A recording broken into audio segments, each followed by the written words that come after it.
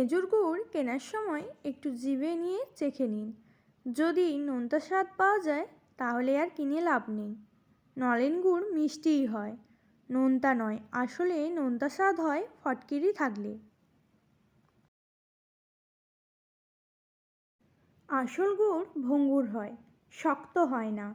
গুড় কেনার সময় আলতো চাপ দিন আঙুলের। ভেঙে গেলে বোঝা যাবে এটি খাঁটি, আর শক্ত হলে রাসায়নিক। গুড়ের দানা স্ফটিকের মতো স্বচ্ছ হলে কিনবেন না, কারণ ওতে চিনি মেশানো আছে।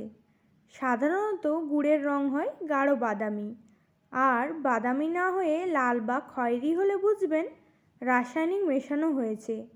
চকচক করলেও কিনবেন না, খাঁটি গুড় চকচক করে না। আসলে রাসায়নিক দিয়ে এখন গুড় পলিশিং করা হয়।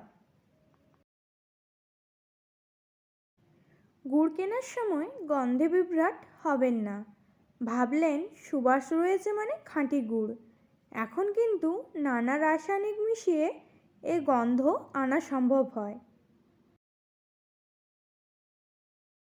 খাঁটি গুড়ে রাসায়নিক থাকে না, ভেজাল গুড়ে চিনি মেশানো থাকে। ফলে গুড় কিনে জলে ফেলুন, ডুবে গেলে বুঝবেন এটি চিনি রয়েছে, ভাসতে থাকলে বুঝবেন খাঁটি।